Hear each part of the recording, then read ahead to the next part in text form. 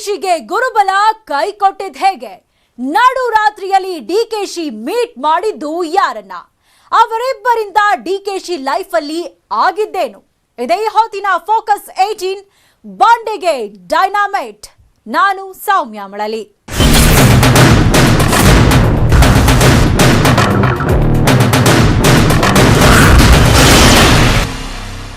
DK Shivakumar ಕಾಂಗ್ರೆಸ್ನ trouble shooter. ಆದ್ರೆ ಇಂತಹ ಟ್ರಬಲ್ ಶೂಟರ್ಗೆ ಈಗ ಬಿಗ್ ಟ್ರಬಲ್ ಎದುರಾಗಿದೆ. ಅಷ್ಟಕ್ಕೂ ಡಿಕೆಶಿಯ ಸಾಲು ಸಾಲು ಸಂಕಷ್ಟಗಳಿಗೆ ಗುರುಬಲ ಕೈ ಕೊಟ್ಟಿದ್ದೇ ಕಾರಣನಾ? ಇಡಿ ಸಮನ್ಸ್ ಕೊಟ್ಟ ಬೆನ್ನಲ್ಲೇ ಡಿಕೆಶಿ ನಡು ರಾತ್ರಿ ಹೋಗಿದ್ದು ಎಲ್ಲಿಗೆ? ಮಿಡ್ ನೈಟ್ ಅವರು ಮೀಟ್ ಮಾಡಿದ್ದು ಯಾರನ್ನ? ಅವರಿಬ್ಬರಿಂದ ಡಿಕೆಶಿ ಲೈಫ್ ಅಲ್ಲಿ ಆಗಿದ್ದೇನು? ಅಷ್ಟಕ್ಕೂ ಯಾರು ಆ ಇಬ್ಬರು? ತೋರಿಸ್ತೀವಿ ನೋಡಿ.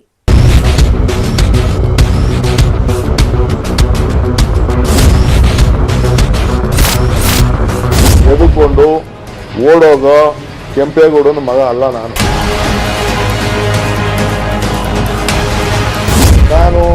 ತಪ್ಪು ಮಾಡಿಲ್ಲ, ಇಲ್ಲ ಮರ್ಡರ್ ಮಾಡಲಿಲ್ಲ, ಇಲ್ಲ ಲಂಚ ಹೊಡಿಲಿಲ್ಲ. 84 places were being raided and harassed. Me, my friends, my party man and everyone was being arrested. ಡಿಕೆಶಿಗೆ ಗುರುಬಲ ಕೈಕೊಟ್ಟಿದ್ದು ಹೇಗೆ?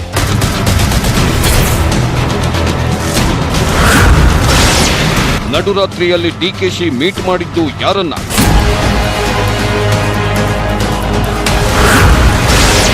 ಅವರಿಬ್ಬರಿಂದ ಡಿಕೆಶಿ ಲೈಫ್ ಅಲ್ಲಿ ಆಗಿದ್ದೇನು?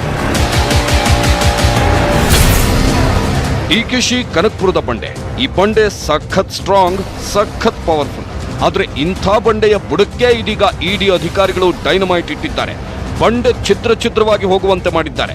ಸಿಡಿಗುಂಡಿನಂತಿದ್ದ ಪವರ್ಫುಲ್ ಲೀಡರ್ ಎದೆಯಲ್ಲೇ ಢವ ಢವ ಶುರುವಾಗುವಂತೆ ಮಾಡಿದ್ದಾರೆ. ಆದ್ರೆ ಡಿಕೆಶಿಯ ಈ ಸಂಕಷ್ಟಕ್ಕೆ ಇಡಿ ಅಧಿಕಾರಿಗಳು ಕೊಟ್ಟ ಸಮನ್ಸ್ ಒಂದೇ ಕಾರಣವಲ್ಲ, ಅದಕ್ಕೆ ಬೇರೆಯದ್ದೇ ಕಾರಣವಿದೆ ಎನ್ನಲಾಗುತ್ತಿದೆ. ಆ ಕಾರಣ ಯಾವುದು ಗೊತ್ತಾ? ಅದುವೇ ಗುರುಬಲ ಕೈಕೊಟ್ಟಿರೋದು.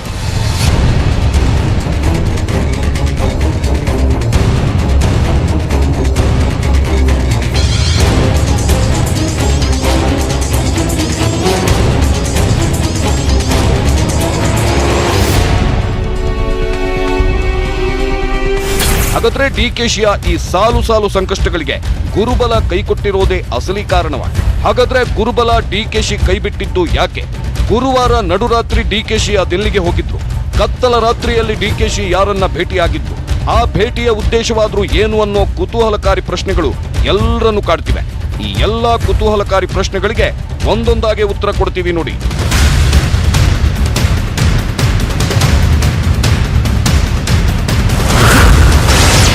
ಗುರುವಾರ ರಾತ್ರಿ ಡಿಕೆಶಿ ಹೋಗಿದ್ದೆಲ್ಲಿಗೆ? ದಾರಿ ಮಧ್ಯದಲ್ಲಿ ಭೇಟಿಯಾಗಿದ್ದು ಯಾರನ್ನ? ಗುರುವಾರ ಇಡೀ ದಿನ ಡಿಕೆಶಿಗೆ ಟೆನ್ಷನ್ ಮೇಲೆ ಟೆನ್ಷನ್ ಶುರುವಾಗಿತ್ತು. ಹೈಕೋರ್ಟ್ನಲ್ಲಿ ಸಮನ್ಸ್ ತಡೆಕೋರಿ ಸಲ್ಲಿಸಿದ್ದ ಅರ್ಜಿ ಏನಾಗುತ್ತೋ ಏನೋ ಅನ್ನೋ ಆತಂಕದಲ್ಲೇ ದಿನ ಕಳೆದಿದ್ರು. ಆದ್ರೆ ವಿಚಾರಣೆ ನಡೆಸಿದ ಹೈಕೋರ್ಟ್ ಡಿಕೆಶಿ ಅರ್ಜಿಯನ್ನ ವಜಾಗೊಳಿಸಿತ್ತು. ಹೀಗಾಗಿ ಡಿಕೆಶಿಗೆ ಬಂಧನ ಭೀತಿ ಎದುರಾಗಿತ್ತು. ಆದ್ರೆ ಕೂಡಲೇ ಐಟಿ ಅಧಿಕಾರಿಗಳು ಡಿಕೆಶಿಯನ್ನ ಬಂಧಿಸಿರಲಿಲ್ಲ. ಬದಲಿಗೆ ರಾತ್ರಿ ಸುಮಾರು 10 ಗಂಟೆಗೆ ಸರಿಯಾಗಿ ಡಿಕೆ ಶಿವಕುಮಾರ್ ಅವರ ಮನೆಗೆ ಹೋಗಿದ್ದ ಇಡಿ ಅಧಿಕಾರಿಗಳು ವಿಚಾರಣೆಗೆ ಹಾಜರಾಗುವಂತೆ ಡಿಕೆಶಿಗೆ ಸಮನ್ಸ್ ಕೊಟ್ಟು ಬಂದಿದ್ರು. ಶುಕ್ರವಾರ ಮಧ್ಯಾಹ್ನ 1 ಗಂಟೆಯಷ್ಟೊತ್ತಿಗೆ ವಿಚಾರಣೆಗೆ ಹಾಜರಾಗುವಂತೆ ತಿಳಿಸಿದ್ರು. ಆದ್ರೆ ವಿಚಾರಣೆಗೆ ಹಾಜರಾದ್ರೆ ಬಂಧನವಾಗೋ ಭೀತಿ ಡಿಕೆಶಿಯನ್ನ ಕಾಡುತ್ತಿತ್ತು. ಹೀಗಾಗಿ ಗುರುವಾರ ತಡರಾತ್ರಿ ಡಿಕೆಶಿ ಕುಟುಂಬ ಸಮೇತ ಅದೆಲ್ಲಿಗೋ ಹೊರಟಿದ್ರು. ಆದ್ರೆ ದಾರಿ ಮಧ್ಯದಲ್ಲಿ ಕಾರು ನಿಲ್ಲಿಸಿದ್ದ ಡಿಕೆಶಿ ಅವರೊಬ್ಬರನ್ನ ಭೇಟಿ ಮಾಡಿದ್ರು.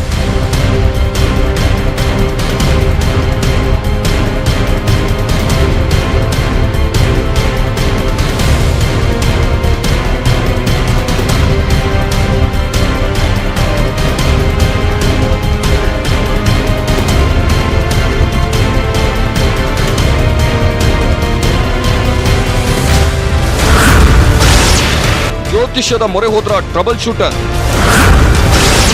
ಕಾಪಾಡಿ ಗುರುಜಿ ಅಂತ ಕೇಳಿಕೊಂಡ್ರ?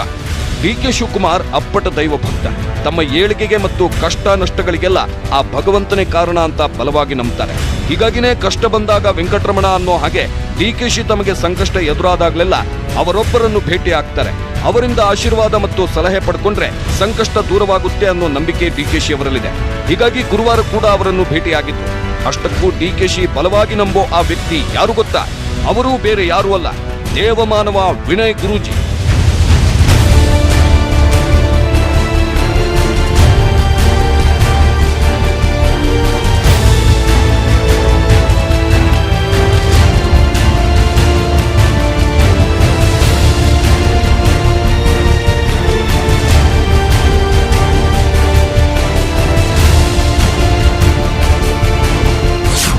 ಎಸ್, ಗುರುವಾರ ತಡರಾತ್ರಿ ಡಿಕೆಶಿ ವಿನಯ್ ಗುರೂಜಿ ಅವರನ್ನ ಭೇಟಿಯಾಗಿದ್ರು.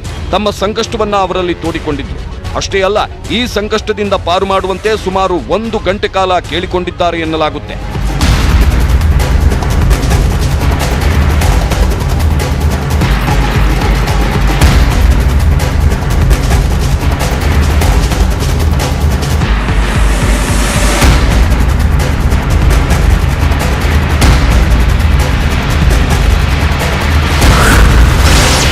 ಡಿಕೆಶಿಗೆ ಕೈ ಕೊಟ್ಟಿದ್ಯಾ ಗುರುಬಲ.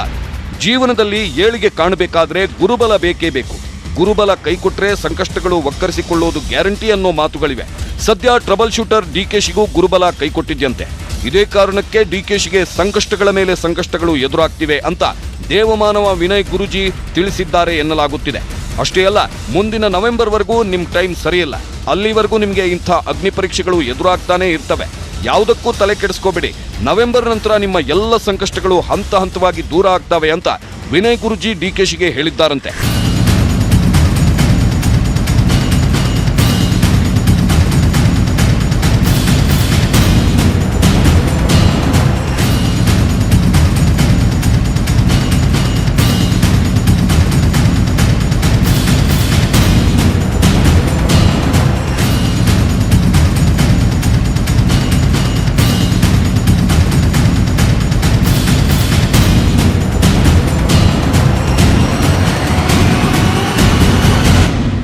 ರಾಜ್ಯ ರಾಜಕಾರಣದಲ್ಲೂ ಡಿ ಕೆ ಶಿವಕುಮಾರ್ ಅವರ ಕುಟುಂಬದ ವಿಷಯದಲ್ಲೂ ಎರಡೂ ಕೂಡ ತುಂಬ ವಿಷಮ ಪರಿಸ್ಥಿತಿಯು ಉಂಟಾಗ್ತಕ್ಕಂಥ ಸಮಯವು ಶುರು ಆಗ್ತದೆ ಇನ್ನು 2 ವಾರದ ನಂತರ. ಯಾಕಂದರೆ ಭೂಮಿಯ ಕರ್ಮಸ್ಥಾನಕ್ಕೆ ಕುಜನು ಬರ್ತಾನೆ. ಆ ಕುಜನ ಬಾಧೆಯು ಇನ್ನು 2.5 ತಿಂಗಳಿರ್ತದೆ. ಲಾಕ್ ಆಗ್ತಾರಾ ಡಿಕೆಶಿ? ಹಾಗಾದ್ರೆ ಇಡಿ ಅಧಿಕಾರಿಗಳ ವಿಚಾರಣೆಗೆಂದು ದಿಲ್ಲಿಗೆ ಹೋಗಿರೋ ಡಿಕೆಶಿ ತಗಲಾಕೊಂತಾರ? ಮತ್ತಷ್ಟು ಸಂಕಷ್ಟಗಳು ಎದುರಾಗ್ತಾವ ಅನ್ನೋ ಅನುಮಾನಗಳು ಹುಟ್ಕೊಂಡಿವೆ. ಈ ವಿಚಾರ ಖುದ್ದು ಡಿಕೆಶಿಗೂ ಗೊತ್ತು. ಆದ್ರೂ ಏನಾಗುತ್ತೋ ಒಂದು ಕೈ ನೋಡೇ ಬಿಡೋಣ ಅಂತ ಡಿಕೆಶಿ ವಿಚಾರಣೆಗೆ ಹೋಗಿದ್ದಾರೆ. ಆದ್ರೆ ವಿಚಾರಣೆಗೆ ಹೋಗೋಕ್ಕೂ ಮುನ್ನ ಡಿಕೆಶಿ ಶುಕ್ರವಾರ ಬೆಳಿಗ್ಗೆ ಮತ್ತೊಬ್ಬರನ್ನ ಭೇಟಿ ಮಾಡಿದ್ರು. ಅವರು ಕೂಡ ಡಿಕೆಶಿ ಲೈಫಲ್ಲಿ ತುಂಬಾನೇ ಇಂಪಾರ್ಟೆಂಟ್. ಅವರು ಯಾರು ಗೊತ್ತಾ? ದೈವಮಾನವ ನೊಣವಿನಕೆರೆ ಅಜ್ಜಯ್ಯ.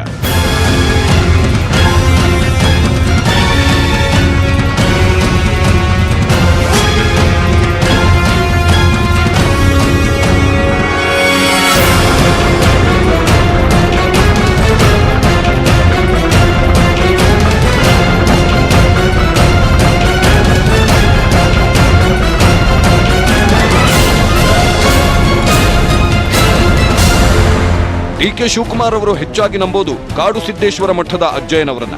ಜೀವನದಲ್ಲಿ ಏನೇ ಕಷ್ಟ ಬಂದರೂ ಡಿಕೆಶಿ ಅಜ್ಜಯ್ಯನ ಬಳಿ ಓಡೋಡಿ ಹೋಗ್ತಾರೆ. ಇವರ ಮಾರ್ಗದರ್ಶನ ಪಡೆಯುತ್ತಾರೆ.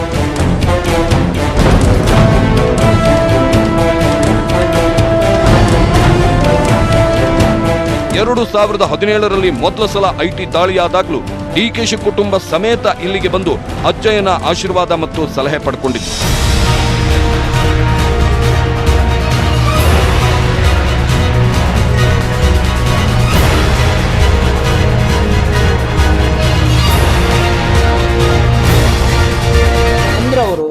ನಾವಲ್ಲಿದ್ವಿ. ಬಂದ ತಕ್ಷಣ ಅವ್ರು ಬಂದು ಆಶೀರ್ವಾದ, ಮಗಳು ಅವನು ಕೂಡ ಇಬ್ಬರು ಕೂಡ ಬಂದರು. ಅಪ್ಪಾಜಿ ತಮ್ಮ ಆಶೀರ್ವಾದ ಬೇಕು ಅಂದರು. ಸದಾಕಾಲ ಇರ್ತದಲ್ಲಪ್ಪ ನಮ್ಗೆ ಆಶೀರ್ವಾದ, ಏನು ಪ್ರಶ್ನೆ ಇಲ್ಲ.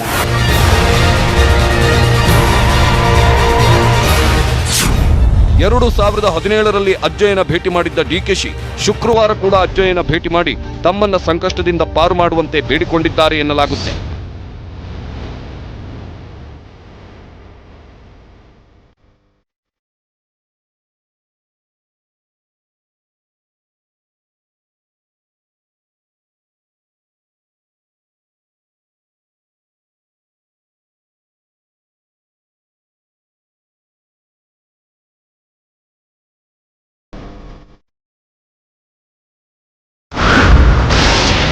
ಸಂಕಷ್ಟದಿಂದ ಪಾರಾಗೋಕೆ ಅಮಾವಾಸ್ಯೆ ಪೂಜೆ. ಗುರುವಾರ ರಾತ್ರಿ ಇಡಿ ಅಧಿಕಾರಿಗಳು ಡಿಕೆಶಿ ಕೈಗೆ ಸಮನ್ಸ್ ಕೊಟ್ಟಿದ್ದೇ ತಡ ಆ ಫೈಲ್ ಹಿಡಿದು ಪತ್ನಿ ಮತ್ತು ಮಗಳ ಜೊತೆ ಹತ್ತಿರದ ದೇವಸ್ಥಾನವೊಂದಕ್ಕೆ ತೆರಳಿ ಅಮಾವಾಸ್ಯೆ ಪೂಜೆಯನ್ನು ನೆರವೇರಿಸಿದ್ರಂತೆ. ಈ ವೇಳೆ ಜೆಡಿಎಸ್ ಮಾಜಿ ಸಂಸದ ಶಿವರಾಮೇಗೌಡ ಸೇರಿದಂತೆ ಕೆಲವು ನಾಯಕರು ಡಿಕೆಶಿ ಮನೆಯತ್ತ ಧಾವಿಸಿದ್ರು. ಆದರೆ ಡಿಕೆಶಿ ಮನೆಯಲ್ಲಿಲ್ಲದ ಕಾರಣ ಕಾದು ಕುಳಿತಿದ್ರು.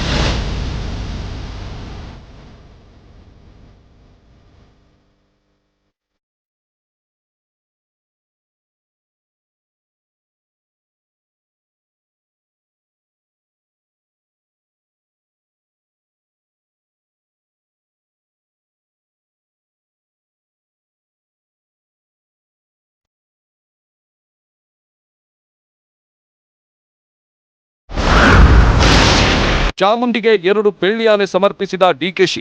ಅದು 2017. ಡಿಕೆಶಿ ಮನೆ ಮೇಲೆ ಮೊದಲ ಸಲ ಐಟಿ ರೇಡ್ ಆಗಿತ್ತು. ಆಗ ಐಟಿ ಸಂಕಷ್ಟದಿಂದ ಪಾರಾದ್ರೆ ಚಾಮುಂಡಿ ದೇವಿಗೆ 2 ಬೆಳ್ಳಿ ಆನೆಗಳನ್ನು ನೀಡುವುದಾಗಿ ಡಿಕೆಶಿ ಹರಕೆ ಹೊತ್ಕೊಂಡಿದ್ರು. ಆದ್ರೆ ಅದ್ಯಾವಾಗ ಐಟಿ ಅಧಿಕಾರಿಗಳು ಡಿಕೆಶಿಯನ್ನ ವಿಚಾರಣೆ ಮಾಡಿ ಹೊರಟು ಹೋದ್ರು. ಆಗ ಪತ್ನಿ ಜೊತೆ ಮೈಸೂರಿನ ನಾಡದೇವತೆ ಚಾಮುಂಡಿ ದೇಗುಲಕ್ಕೆ ಹೋಗಿದ್ದ ಡಿಕೆಶಿ ಹೊತ್ತ ಹರಕೆಯಂತೆ 31 ಕೆಜಿ ತೂಕದ 2 ಬೆಳ್ಳಿ ಆನೆಗಳನ್ನು ದೇವಿಗೆ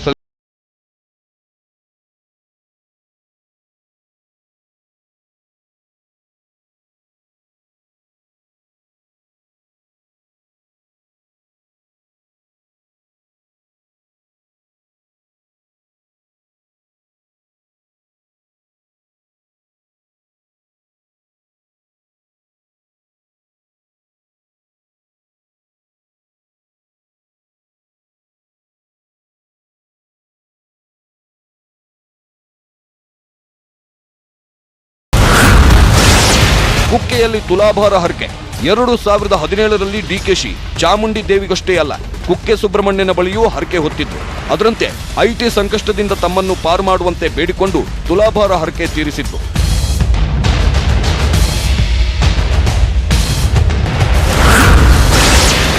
ಆಂಜನೇಯನಿಗೆ 1,15 ರೂಪಾಯಿ ಹರಕೆ. ಮಾಜಿ ಸಚಿವ ಡಿಕೆ ಶಿವಕುಮಾರ್ ಮನೆ ಮೇಲೆ ಮೊದಲ ಸಲ ಐಟಿ ದಾಳಿ ನಡೆದಾಗ ಇವರ ತಾಯಿ ಗೌರಮ್ಮ ಕೊರಗಿ ಹೋಗಿದ್ರು. ತನ್ನ ಮಗನ ಸಂಕಷ್ಟ ನೋಡಲಾಗದೆ ಗೌರಮ್ಮ ಮದ್ದೂರಿನ ಹೊಳೆ ಆಂಜನೇಯ ಸ್ವಾಮಿಯ ಮೊರೆ ಹೋಗಿದ್ರು. ತಮ್ಮ ಮಗನಿಗೆ ಬಂದಿರೋ ಸಂಕಷ್ಟ ದೂರ ಮಾಡುವಂತೆ 1,15 ರೂಪಾಯಿ ಕಾಣಿಕೆ ಇಟ್ಟು ಹರಕೆ ಹೊತ್ತು ಹೊರಬಂದಿದ್ರು. ಪವಾಡವೆಂಬಂತೆ ಅದೇ ದಿನ ಡಿಕೆಶಿ ಮನೆಯಲ್ಲಿ ಐಟಿ ದಾಳಿ ಮುಗಿಸಿ ಅಧಿಕಾರಿಗಳು ಹೊರಬಂದಿದ್ರು.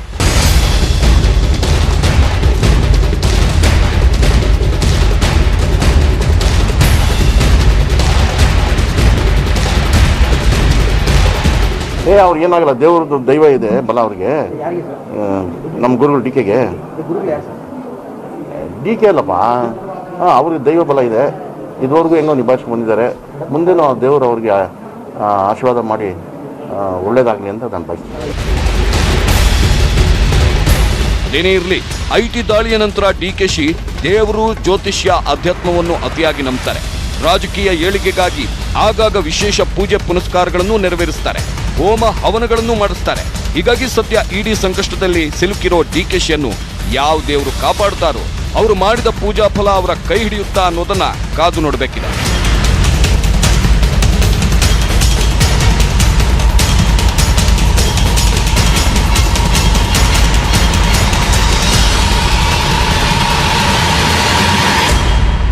ಟ್ರಬಲ್ ಶೂಟರ್ಗೆ ಈಗ ಬಿಗ್ ಟ್ರಬಲ್ ಎದುರಾಗಿದೆ. ಇಡಿ ವಿಚಾರಣೆ ವೇಳೆ ಡಿಕೆಶಿ ಲಾಕ್ ಆಗೋ ಎಲ್ಲಾ ಸಾಧ್ಯತೆ ಇದೆ ಅನ್ನೋ ವಿಶ್ಲೇಷಣೆಗಳಿವೆ. ಹಾಗಾದ್ರೆ ಡಿಕೆಶಿ ಬೆನ್ನಿಗೆ ನಿಲ್ತಾರಾ ಕಾಂಗ್ರೆಸ್ ನಾಯಕರು? ಗುರುಬಲ ಕೈ ಕೊಟ್ರು ದೈವಬಲ ಡಿಕೆಶಿ ಕೈ ಹಿಡಿಯತ್ತಾ? ಹೇಳಿದೆ ನೋಡಿ ಪೇನ್ ಟು ಪೇನ್ ಡೀಟೇಲ್ಸ್.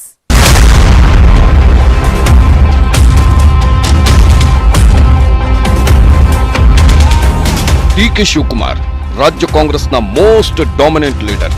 ಎದುರಾಳಿ ಯಾರೇ ಆಗಿರಲಿ, ಪರಿಸ್ಥಿತಿ ಎಷ್ಟೇ ಭಿನ್ನವಾಗಿರಲಿ, ಏರ್ ಡೆವಿಲ್ನಂತೆ ಮುನ್ನುಗ್ತಾರೆ.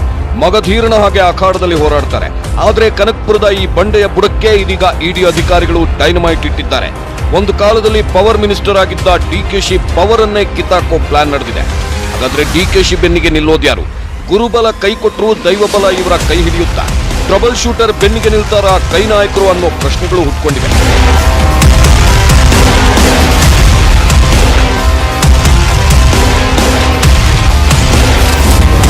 ರಾಜಕೀಯವಾಗಿ ಏಕಾಂಗಿಯಾದ್ರ ಡಿಕೆಶಿ.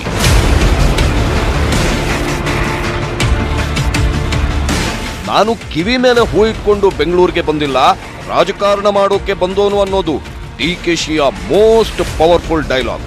ಆದ್ರೆ ಸುಮಾರು 4 ದಶಕಗಳ ಕಾಲ ರಾಜಕಾರಣಿಯಾಗಿದ್ದ ಡಿಕೆಶಿ ಈಗ ಏಕಾಂಗಿಯಾಗಿದ್ದಾರೆ. ಇಡಿ ಕೋಳ ರೆಡಿಯಾದ್ರೂ ಡಿಕೆಶಿಗೆ ಧೈರ್ಯ ತುಂಬಲು ಕಾಂಗ್ರೆಸ್ನ ಯಾವ ನಾಯಕರು ಬರ್ತಿಲ್ಲ. ಇದು ಹಲವು ಅನುಮಾನಗಳನ್ನ ಹುಟ್ಟುಹಾಕ್ತಿದೆ.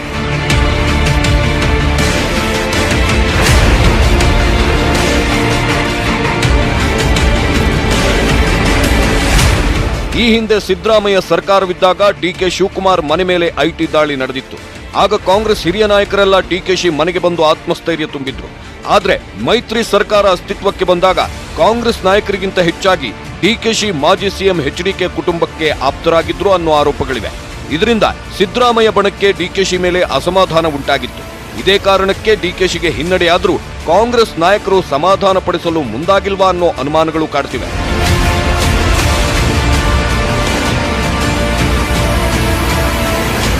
ಈ ಮಧ್ಯೆ ಡಿಕೆಶಿಗೆ ಜೆಡಿಎಸ್ ನಾಯಕರು ನೈತಿಕ ಬಲ ನೀಡುತ್ತಿದ್ದಾರೆ.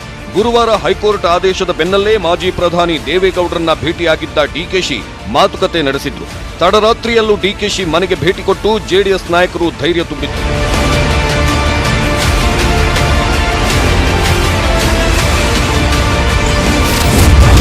ದೇವರ ಮೇಲೆ ಭಾರ ಹಾಕಿದ್ದಾರ ಡಿಕೆಶಿ. ಸದ್ಯ ಎದುರಾಗಿರೋ ಇಡಿ ಸಂಕಷ್ಟದಿಂದ ಪಾರಾಗೋಕೆ ಡಿಕೆಶಿ ದೇವರ ಮೊರೆ ಹೋಗೋ ಪ್ಲಾನ್ ಮಾಡಿದ್ದಾರೆ. ನಿಮ್ಗೆ ಗೊತ್ತಿದೆಯೋ ಇಲ್ವೋ, ಈ ಹಿಂದೆ ಡಿಕೆಶಿ ಶಬರಿಮಲೆಗೆ ಹೋಗಿ ಅಯ್ಯಪ್ಪನ ಮೊರೆ ಹೋಗಿದ್ರು. ಅಯ್ಯಪ್ಪ ಕಾಪಾಡು, ಐಟಿ ಸಂಕಷ್ಟದಿಂದ ಪಾರು ಮಾಡುವಂತ ಪರಿಪರಿಯಾಗಿ ಬೇಡಿಕೊಂಡಿದ್ರು. ಸ್ವಾಮಿ ಅಯ್ಯಪ್ಪ, ಅಯ್ಯಪ್ಪ ಶರಣಂ, ಸ್ವಾಮಿ ಶರಣಂ, ಅಯ್ಯಪ್ಪ ಶರಣಂ, ಸ್ವಾಮಿ ಶರಣಂ, ಸ್ವಾಮಿ ಅಯ್ಯಪ್ಪ, ಅಯ್ಯಪ್ಪ ಸ್ವಾಮಿಯೇ, ಸ್ವಾಮಿಯೇ ಅಯ್ಯಪ್ಪ, ಅಯ್ಯಪ್ಪ ಸ್ವಾಮಿಯೇ, ಸ್ವಾಮಿ ಶರಣಂ, ಅಯ್ಯಪ್ಪ ಶರಣಂ, ಅಯ್ಯಪ್ಪ ಶರಣಂ, ಅಯ್ಯಪ್ಪ ಶರಣಮಯ್ಯಪ್ಪ. ಇದಷ್ಟೇ ಅಲ್ಲ, ಶ್ರೀಕೃಷ್ಣ ಮಠ ಮತ್ತು ಕೊಲ್ಲೂರು ಮೂಕಾಂಬಿಕಾ ದೇವಾಲಯಗಳಿಗೂ ಭೇಟಿ ನೀಡಿ ವಿಶೇಷ ಪೂಜೆ ಪುನಸ್ಕಾರಗಳನ್ನು ನೆರವೇರಿಸಿದ್ರು. ಮಳೆಗಾಗಿ ಶೃಂಗೇರಿ ಸಮೀಪ ಶ್ರೀ ಋಷ್ಯ ಶೃಂಗೇಶ್ವರ ದೇವಸ್ಥಾನದಲ್ಲಿ ಹೋಮ ಮಾಡಿಸಿದ್ರು. ಆನಂತರ ಶತ್ರು ಸಂಹಾರ ಯಾಗವನ್ನೂ ನೆರವೇರಿಸಿದ್ರು. ಸದ್ಯ ಇಡಿ ಸಮನ್ಸ್ ಕೈ ಸೇರಿದ ಮೇಲೆ ಡಿಕೆಶಿ ಕಾಡುಮಲ್ಲೇಶ್ವರ ದೇಗುಲಕ್ಕೂ ಭೇಟಿ ನೀಡಿ ಪೂಜೆ ನೆರವೇರಿಸಿದ್ದಾರೆ. ಸಂಕಷ್ಟದಿಂದ ಪಾರು ಮಾಡುವಂತೆ ಪರಿಪರಿಯಾಗಿ ಬೇಡಿಕೊಂಡಿದ್ದಾರೆ ಅನ್ನೋ ಮಾತುಗಳು ಕೇಳಿಬರ್ತಿವೆ. ಇವರಿಗೆ ನಡೀತಾ ಇರತಕ್ಕಂತಹ ಶನಿಯ ದಶೆ 2013ರಲ್ಲೂ ಹೇಳಿದ್ದೆ ಇವರ ಒಂದು ರಾಜಕೀಯ ವಿಚಾರಗಳ ಬಗ್ಗೆ. 2015ರ ನಂತರ ಇವರಿಗೆ ತುಂಬಾ ಸಂಕಷ್ಟ ಬರ್ತಕ್ಕಂತಹ ಸಮಯ ಅಂತಂತ 2013 ಎಲೆಕ್ಷನ್ನಲ್ಲೇ ಹೇಳಿದ್ದೆ. 15ರ ನಂತರ ನಡೀತಾ ಇರತಕ್ಕಂತಹ ಶನಿಯ ದಶೆ, ಶನಿಯ ಭುಕ್ತಿ ಕಳೆದು ಈಗ ಬುಧಾದಿಗಳ ಉಪಸಂಗ್ರಹಗಳು ನಡೀತಾ ಇರೋ ಕಾರಣದಿಂದ ಆ ಶನಿಯು ಇವರಿಗೆ ಪೂರ್ವ ಪುಣ್ಯ ಸ್ಥಾನದಲ್ಲಿಯೂ ಪಿತೃವಂಶವನ್ನು ಅಥವಾ ಕುಟುಂಬದ ಹಿರಿಯರನ್ನು, ಕುಟುಂಬದ ಔಪಾಸನೆ ಮಾಡ್ತಕ್ಕಂತಹ ದೇವತೆಗಳನ್ನು ಇವರೆಲ್ಲವನ್ನೂ ಸೂಚನೆ ಮಾಡ್ತಕ್ಕಂತಹ ಒಂದು ನವಮಾಧಿಪತಿಯಾಗಿದ್ದಾನೆ. ಅಲ್ಲಿ ಸಾಲದ್ದಕ್ಕೆ ಗುರು ಶ್ರವಣ ನಕ್ಷತ್ರದಲ್ಲಿ ನೀಚ ರಾಶಿಯಲ್ಲಿ ಇದ್ದಾನೆ. ಅಲ್ಲಿ ತೋರುವುದಕ್ಕೆ ಗುರುವಿಗೆ ಶನಿಯಿಂದ ನೀಚಭಂಗ ರಾಜಯೋಗ ತೋರುವುದಕ್ಕೆ ಇದೆ. ಇದು ಜ್ಯೋತಿಷ್ಯದ ತುಂಬಾ ಬ್ಯೂಟಿಫುಲ್ ಸಬ್ಜೆಕ್ಟ್. ಇದು ವಿಷಯಗಳು ನಿಧಾನಕ್ಕೆ ಅರ್ಥ ಮಾಡ್ಕೊಳ್ಬೇಕಷ್ಟೇನೆ. ಏನೇ ಇರ್ಲಿ, ಕನಕಪುರದ ಬಂಡೆಗೆ ಇಡಿ ಅಧಿಕಾರಿಗಳು ಡೈನಮೈಟ್ ಇಟ್ಟಿರೋದ್ರಿಂದ ಡಿಕೆಶಿ ಕಂಗಾಲಾಗಿ ಹೋಗಿದ್ದಾರೆ. ಈ ಸಂಕಷ್ಟದಿಂದ ಪಾರಾಗೋದು ಹೇಗೆ ಅಂತ ಸಿಕ್ಕಾಪಟ್ಟೆ ತಲೆ ಕೆಡಿಸಿಕೊಂಡಿದ್ದಾರೆ. ಆದ್ರೆ ಡಿಕೆಶಿ ಯಾರ ಮಾತನ್ನ ನಂಬದಿದ್ರು ದೇವಮಾನವ ವಿನಯ್ ಗುರೂಜಿ ಮತ್ತು ಕಾಡು ಸಿದ್ದೇಶ್ವರ ಮಠದ ಅಜ್ಜಯ್ಯನನ್ನ ಬಲವಾಗಿ ನಂಬುತ್ತಾರೆ. ಹೀಗಾಗಿನೇ ಇಡಿ ಅಧಿಕಾರಿಗಳು ಸಮನ್ಸ್ ಕೊಟ್ಟ ನಂತರ ನಡುರಾತ್ರಿ ಅಂತಾನೂ ಲೆಕ್ಕಿಸದ ಡಿಕೆಶಿ ಇವರ ಭೇಟಿಗೆ ಓಡೋಡಿ ಹೋಗಿದ್ರು ಅನ್ನೋ ವಿಶ್ಲೇಷಣೆಗಳಿವೆ.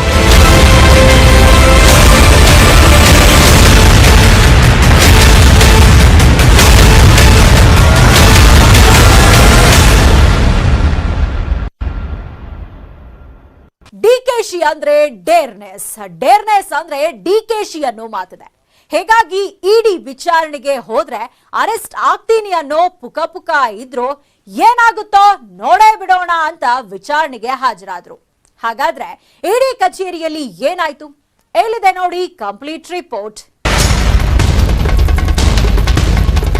ಇಡಿ ಸಮನ್ಸ್ ಬೆನ್ನಲ್ಲೇ ಕನಕಪುರದ ಬಂಡೆ ಮೆತ್ತಗಾಗಿತ್ತು. ಹೀಗಾಗಿ ಸಂಕಷ್ಟದಿಂದ ಪಾರಾಗೋಕೆ ಕಂಡ ಜ್ಯೋತಿಷಿಗಳ ಮೊರೆ ಹೋಗಿದ್ರು. ದೇವರು ದಿಂಡ್ರಿಗೆ ಕೈ ಮುಗಿದಿದ್ರು. ವಿಶೇಷ ಪೂಜೆಗಳನ್ನೂ ನೆರವೇರಿಸಿದ್ರು. ಈ ವೇಳೆ ಗುರುಬಲ ಕೈಕೊಟ್ಟಿದೆ ಅನ್ನೋ ಮಾತುಗಳು ಕೇಳಿ ಬಂದಿತ್ತು. ಇದೆಲ್ಲ ಗೊತ್ತಿದ್ರು ಡಿಕೆಶಿ ಅಮಾವಾಸ್ಯೆಯ ದಿನವೇ ಇಡಿ ವಿಚಾರಣೆಗೆ ಹಾಜರಾಗಿದ್ರು. ಇಡಿ ವಿಚಾರಣೆಗೆ ದಿಲ್ಲಿಗೆ ಹೋಗೋಕ್ಕೂ ಮುನ್ನ ಡಿಕೆಶಿ ತಮ್ಮ ಆಪ್ತರ ಬಳಿ ತಮ್ಮ ನೋವನ್ನ ತೋಡಿಕೊಂಡಿದ್ರು ಎನ್ನಲಾಗುತ್ತೆ. ದಿಲ್ಲಿಗೆ ಹೋದ್ಮೇಲೆ ಏನೇನಾಗುತ್ತೋ ಗೊತ್ತಿಲ್ಲ.